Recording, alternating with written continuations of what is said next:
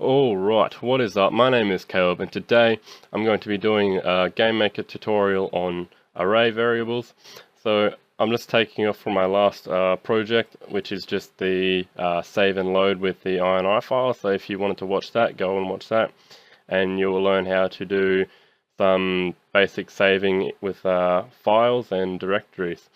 So I'm just going to be using this so I can show you an example with the arrays, but you don't have to use that exactly. I'm just going to show you a few uses you can do and how to set the arrays themselves. So I'm just going to go into my control object here, create event. Now an array is a variable that can hold multiple data, like data entries or whatever you might call them. So an array would look like this. So you'd have the array name. So I'm just going to go variable just to show you. And then you can see that an alarm is actually an array variable with the brackets and then the number inside it. So it's pretty much exactly the same. And you would just do the variable name, the bracket, and then you will start from 0, and then you will just make it equal, say, I'm just going to name it a string. So that is basically the array variable. Now you can do this again. So you can go variable and then 1 equals string. And then you can do that. And then you can pretty much just keep going. I'm not 100% sure what the highest number is that you can set this to, but I know that you can have a lot of numbers. I've got a game and it goes up to 20 so far and it still works, so I'm not entirely sure about the highest number possible for this. So I'm going to show you a few quick uses. So if you actually wanted to set the variable the same, but you wanted like 10 of these, you can use what's called a for loop. So we'd go for, and then I equals 0, I is less than 1, let's say 10, and then I plus plus. And then we'd put this here, we'd remove this one, put this here, and where the 0 is, we'd put the I, and what would happen is it would set this array variable to the number that it's going through to equal string. And then if we were to draw this out with every variable, we draw every variable name and we probably put the number on the side of it so we know which one it is, and then it would show that it is set to string. You can do this for a few things, like the draw event works pretty similar with the for event and the arrays. So what you do is you basically just copy this, and what we can do in here is we just do draw, and we're going to just draw the array, and here we would go draw underscore text, and what we would do, actually before that we need to set the for loop to do the same thing. I less than 10, I plus plus, and then we just put the draw text in here. So it's a similar concept on how we draw the text as we set the variable as well. So what would go is 10, and then we'd go y plus I times, let's say we want the space to be 16 between each, and then we'd go the variable name, which is a variable for me, and then I, because it is a string, I should be able to go plus underscore this, and then string I. And then that should show us the string and then the number. Now this would show the variable and then the array's number here. So if you wanted to just show the variable name and then whatever the variable is, we would just remove this, and then we'd go, we'll just go var underscore this plus string of I, and then plus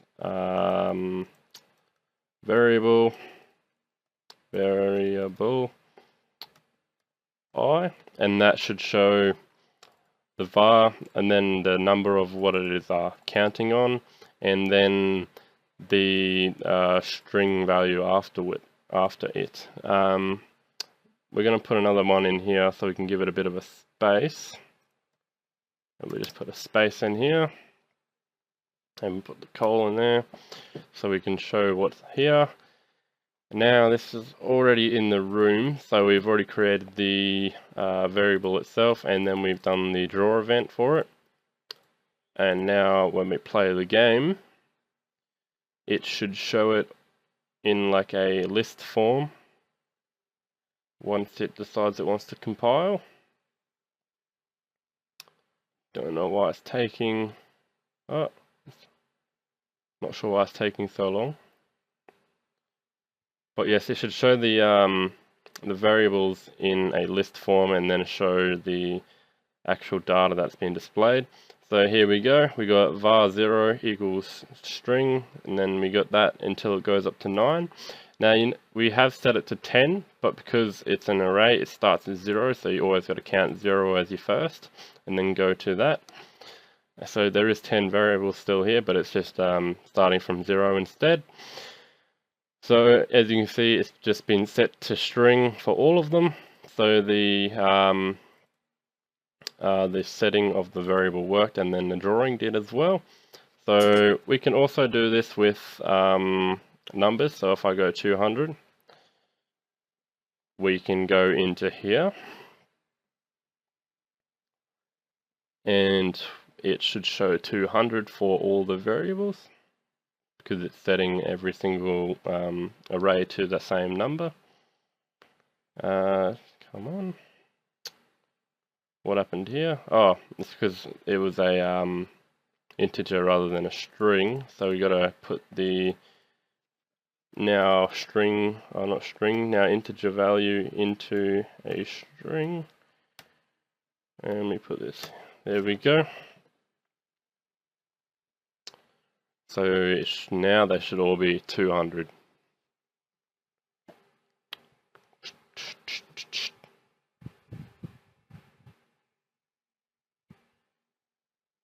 Alright, there we go.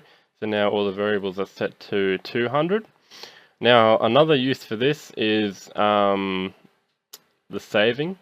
Now in here I've already got a saving script, but it's really basic and we can pretty much just do it like this if you want to.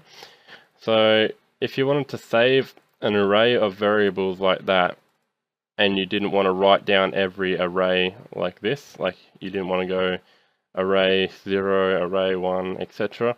We can also use a for loop as well. So we'd go for I 0, I less than 10, I plus plus, and then we just do the same thing in here. I'm going to tab this out, and I'm going to go write real because it is a number. And what we do is we go variable underscore plus string, and then we go I as well. And in here we go variable I. So in the file it should write every single thing, every single variable as the as it was seen on the draw event. So it will pretty much be displayed exactly the same in the save file. So for loading this, it'd be exactly the same. So if you wanted to see how to save and load, go check out my other video, and I'll show you how to do save and load with external files. It's pretty much just I read real instead, so you can do that. Now there's not too much else you can do with these array variables. There is a different form of array, like this is just a single number or a one-dimensional array variable. I haven't actually used two-dimensional, which is basically the same, but it's like that instead. So there's like 2 dimensions to the variable. So there's like this, like I think it's like row and column, if I believe that. But I've never actually used that, so I've never had to, you know, I didn't really think I'd need to show it off yet. But I'm pretty sure it is used for inventory systems, like those kind of complex inventory systems, to use the like two-dimensional arrays, but I've always used one-dimensional and they seem to work pretty good. So that's basically it for what I wanted to show you today, just how to set the array variable, how to draw them, and how to even save them with a for loop. Now if you wanted to do them, if you wanted to set each an individual variable, you can just do the same thing. And if you wanted to save some time, I'd actually do the for loop as well, but then outside of the brackets do like the variable bracket, say 3 bracket equals a different variable name, or not name, or data type.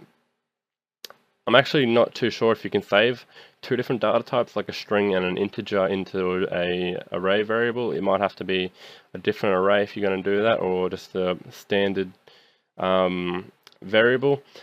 I have tried it. I don't think it works, but I can't really promise you on that. So you might be able to, but I can't really promise you that it will work. So if you guys did enjoy this video, and if it did help you at all, please drop a like, maybe comment the next video idea if you wanted to. I'm trying to do a few more GameMaker videos now. I've got a few ideas, and I've even got a game set up to show and show a preview of later on. Now this other game that I want to show you is actually basically built up of array variables, so I pretty much wanted to just show you what array variables were and how to use them. I might even go through a bit of the code to show you how it's even done, and to show you that it's actually pretty much just one big array variable that's set up the entire game. So as I said before, if you did like the video, please drop a like. If you got an idea for the next tutorial you want to see, put this in the comment section below, and I will see you guys in the next video. See ya.